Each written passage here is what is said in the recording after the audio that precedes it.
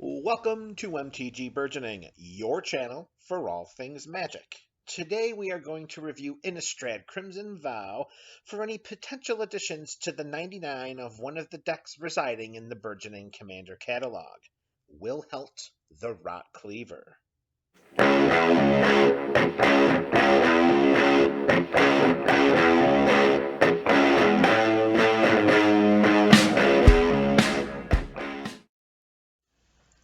In order for a card to be included into a deck in the Burgeoning Commander catalog, one or more of the following criteria must be met. Number 1. Is the card a better version of one already in the 99? The new card should be an improvement over the replaced card in some measurable aspect other than it's new. A new card should replace a card of similar mana value and ability. For the purposes of redundancy, if a new card is added to the deck without replacing a card of similar function, then there must be enough justification to do so due to potentially weakening another area of the deck. We can't add a card just because. Number 2. Does the card strengthen any of the deck's themes? Decks in the BCC operate under carefully laid out themes and schematics. Any introduction of new cards must either maintain these themes or enhance them in some way. It will be difficult to justify including a new card into a build that does nothing to support the pre-existing themes of a deck. Number 3. If a card is not a better version of one already in the 99 and does not strengthen any of the deck's themes, then why is the card being considered? It's not impossible to find a slot for any card in any deck. If a card serves no other purpose than just being new and different to a build, then it is unlikely to enhance thematic synergies or strengthen win conditions in that same deck. These are important factors to recognize. Just because we can add a new card to a deck doesn't mean we should. The challenge will be to protect every build from becoming homogenized due to the frequent influx of new cards entering the format. It is reasonable, from a deck building standpoint, to slightly weaken an area of strength for the purposes of including an outside-the-box card, but it has to make sense to the overall vision of the build. With these caveats in mind, let's talk about the new cards from Crimson Vow and discuss any potential additions that can be made to the 99 of this deck. You can look in the description for links to the deck list and deck tech of this build. There are 22 new zombie creature cards in Crimson Vow. However, not all zombies are created equal. Of these nearly 24 new creature options, which are worth considering for inclusion into the 99 of MTG Burgeoning's Wilhelt the Rotcleaver EDH deck? Let's find out. Cobbled Lancer is a 3/3 for 1 blue mana. As an additional cost to cast this spell, we must exile a creature card from our graveyard. We may pay 3 and 1 blue mana and exile Cobbled Lancer from our graveyard in order to draw a card. The additional casting cost of exiling a creature card from our graveyard is problematic. We don't want to exile our creatures from the graveyard because we have so many ways to recur them. Also, it seems unlikely that we can cast this creature on turn 1 or 2, and its card draw ability is too mana intensive. Pass. Graph Reaver is a 3/3 for 1 and 1 black mana with the exploit mechanic. When Graph Reaver exploits a creature, we destroy target planeswalker. At the beginning of our upkeep, Graph Reaver deals 1 damage to us. Planeswalkers are not overly problematic in EDH. Also, we can develop very intimidating board states inundated with zombies, which could make short work of any troublesome spark igniters. The self-inflicted damage does not sweeten the deal either. Pass. Mindleech Ghoul is a 2/2 for 1 and 1 black mana with the exploit mechanic. When Mindleech Ghoul exploits a creature, each opponent exiles a card from their hand. This little common seems sneaky good to me. We have oodles of sacrificial zombie tokens with which to exploit. Plus, we have a slew of ways to recur Mindleech Ghoul in order to gain additional value from its ETB trigger. With Rooftop Storm and Liliana untouched by death, we could cast Mindleech Ghoul from either our hand or the graveyard for free. Then it exploits itself and forces each opponent to exile a card from their hand. Mind Leech Ghoul goes to the graveyard, then we cast it from our graveyard for free. It exploits itself and forces each opponent to exile another card from their hand. This engine becomes stronger if we have Leyline of Anticipation under our control as well. This is a definite consideration for this deck. Mind Leech Ghoul could replace Champion of the Perished. Patchwork Crawler is a 1/2 for 1 and 1 blue mana. We may pay 2 and 1 blue mana and exile a creature card from our graveyard and put a +1/+1 counter on it. Patchwork Crawler has all activated abilities from all creatures exiled by it. I wish this ability could target creature cards in our opponent's graveyards, yet, alas, it does not, and we don't want to exile creatures from our graveyard in this build. Pass. Selhoff Entomber is a 1/3 for 1 and 1 blue mana. We can tap it, discard a creature card, and draw a card. Filling the yard with creatures is not a bad thing for this deck, but we can do it more proficiently with more powerful and impactful cards that are already included in the 99, even while neglecting the potential card draw payoff on this creature. Pass. Skullscab is a 2/2 for blue-black with the exploit mechanic. Whenever a creature we control exploits a non-token creature we control, we create a 2/2 black zombie creature token. This is not a dedicated exploit deck, so the ability to benefit from spells that exploit non-token creatures we control falls short. Plus, we would want to sacrifice our token creatures. Pass. Undead Butler is a 1/2 for 1 and 1 black mana. When it enters the battlefield, we mill 3 cards. When it dies, we may exile it. If we do, then we can return target creature from our graveyard to our hand. The synergies provided by Undead Butler are appropriate for this build, but Relentless Dead does it so much better. This creature is not better or more valuable than any current creature card in the 99. Pass. Wretched Throng is a 2/1 for 1 and 1 blue mana. When it dies, we may search our library for a card named Wretched Throng, reveal it, and put it into our hand.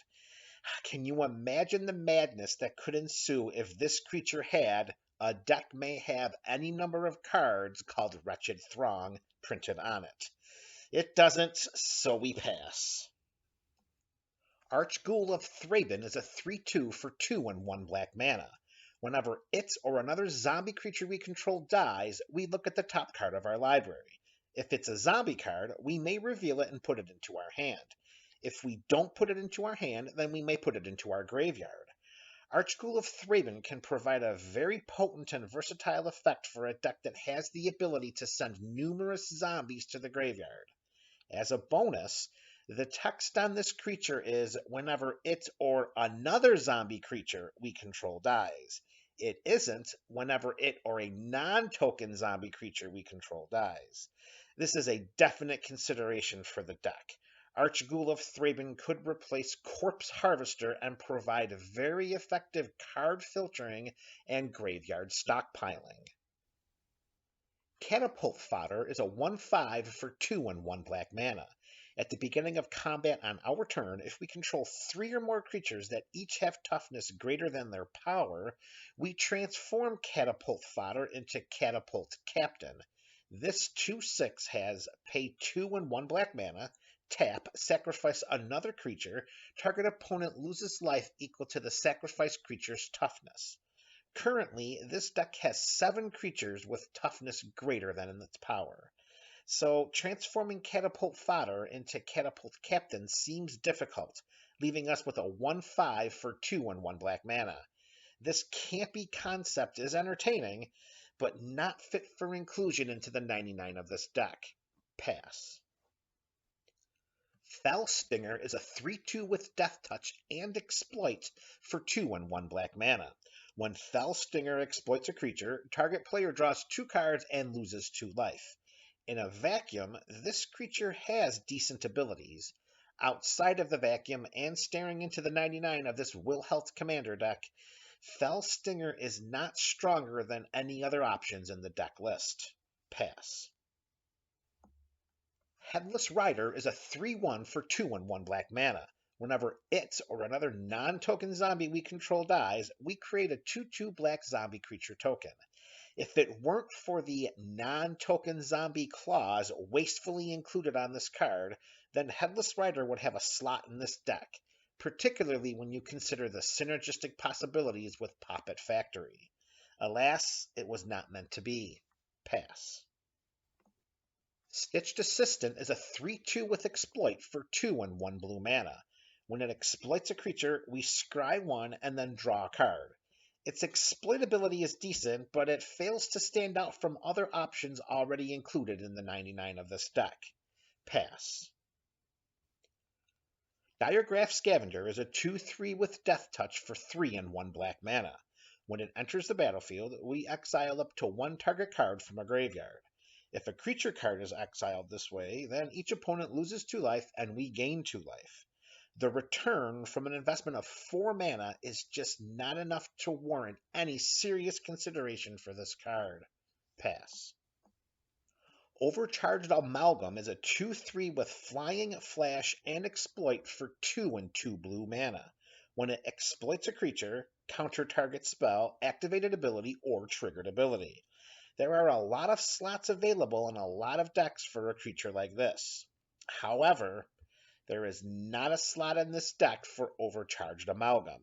I and my metagame have a high disdain for counter magic and generally do not include this type of spell in our decks.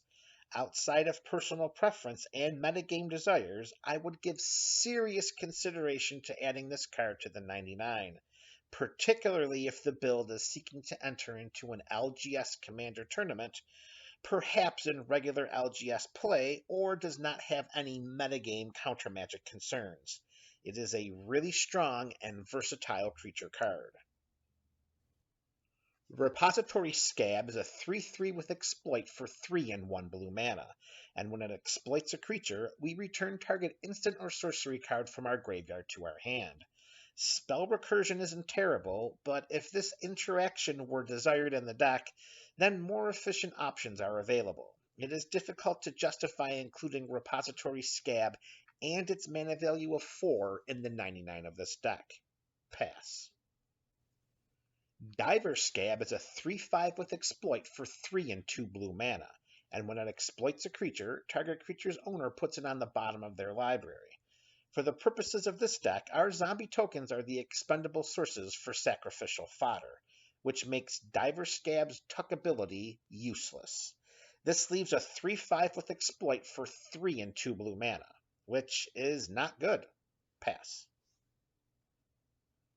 Rot-Tide Gargantua is a 5/4 with Exploit for 3 and 2 black mana, and when it exploits a creature, each opponent sacrifices a creature. While sacrificial removal is favorable, we have that with Fleshbag Marauder and Dictate of Erebos. With a mana value of 5, it's difficult to reconcile this card's inclusion over others already in the 99. I would have preferred Rot-Tide Minima, a 2/1 with the same exploitability for 1 and 1 black mana. Rot-Tide Gargantua is too overpriced for what it does. Pass. Skywarp Scab is a 2/5 with Flying for 3 and 2 blue mana. When it enters the battlefield, we may exile 2 creature cards from our graveyard. If we do, then we draw a card. Remember, we have numerous ways to recur creature cards from the graveyard. The deck is built with that theme in mind. We don't want to exile our creatures from the graveyard unless the return is worth it. 2 creature cards for 1 card? Not worth it. Pass. Unhallowed Phalanx is a 1/13 that enters the battlefield tapped for 4 and 1 black mana. Am I missing something here? Seriously? Pass. Cemetery Desecrator is a 4/4 with Menace for 4 and 2 black mana. When it enters the battlefield, we exile another card from our graveyard.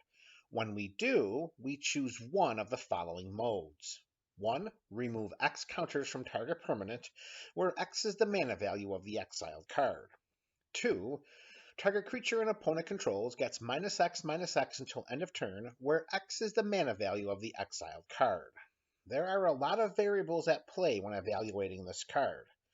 The base stats are a 4/4 with Menace for 4 and 2 black mana.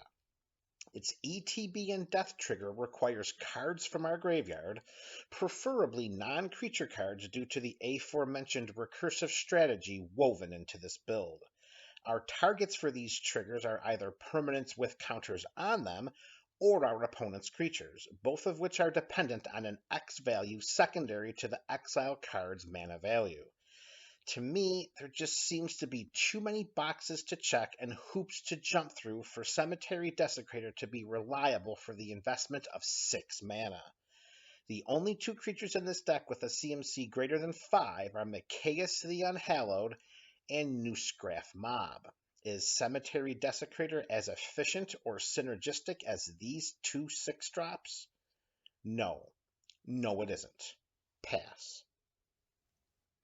In addition to new zombies found in Crimson Vow, there are also numerous zombie-specific spells and effects to consider. Will any of these spells be worthy of inclusion into our Wilhelt the Rotcleaver deck? Let's find out. Dying to Serve is an enchantment for 2 and 1 black mana. Whenever we discard 1 or more cards, we create a tapped 2/2 black zombie creature token.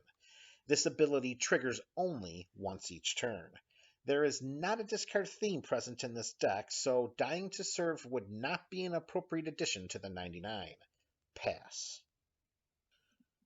Geralf, Visionary Stitcher, is a 1/4 human wizard for 2 and 1 blue mana that gives zombies we control flying.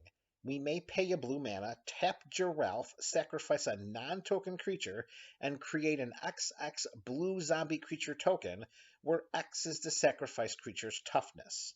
Providing evasion to our zombie squad is awesome and something already done with Hordewing Scab and Cover of Darkness. There is some combat and removal practicality secondary to Geralf's sacrifice ability, but it requires a non-token creature. Ghoul-Caller Jisa is better. Pass. Necroduality is an enchantment for 3 and 1 blue mana.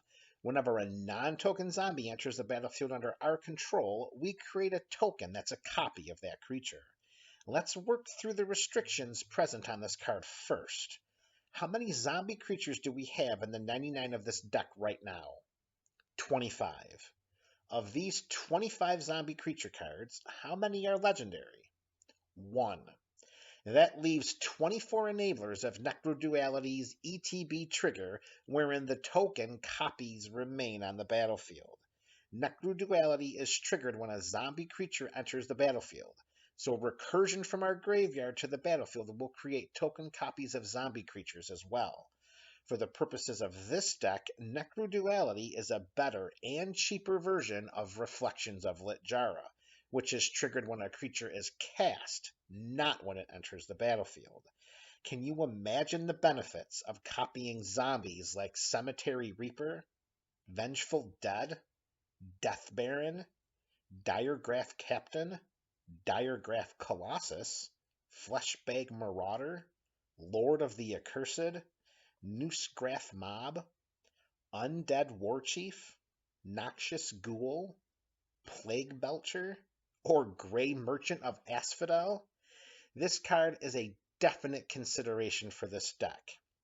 Cleaver Scab is a card in the 99 similar to what Necroduality can do, and that creature is not going to be replaced. This is an instance in which a strength of the deck will become slightly weakened in order to incorporate a new card. In this build, Necroduality could replace Ghoul's Night Out. Our recursion theme takes a slight hit, but the overall vision and scope of the deck remains stronger with the inclusion of Necroduality.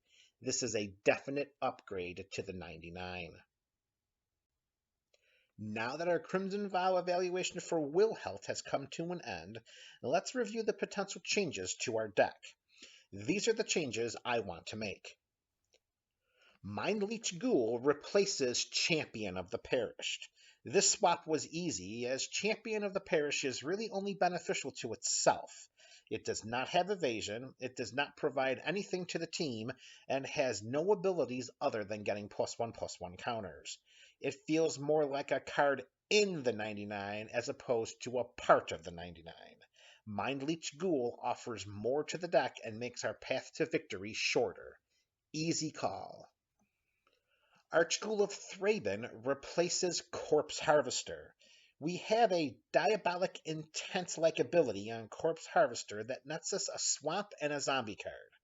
However, for the mana investment of 5, it does nothing when it enters the battlefield, and its inclusion in the deck necessitates being able to untap with it still on our side of the battlefield. Under the right circumstances, Archghoul of Thraben could come into play at a reduced mana value of 3 from 5 and allow us to utilize its static ability immediately and potentially with game-ending possibilities. This is an upgrade. Necroduality replaces Ghoul's Night Out. Ghoul's Night Out was a fringe inclusion in the 99 of this deck prior to the release of Crimson Vow. Handpicking the best creature card in each graveyard is most advantageous. However, there aren't always creatures in every player's graveyard. Additionally, the creatures recurred by Ghoul's Night Out have decayed, which means they can't block and can only attack once before they are sacrificed. For an investment of 5 mana, we should expect more. So we slash the mana cost of this sorcery by 20% when we cast Necroduality. We will reap more benefits from this enchantment over the course of a game than the far from a lock to produce great results, Ghoul's Night Out. Necroduality is a massive upgrade.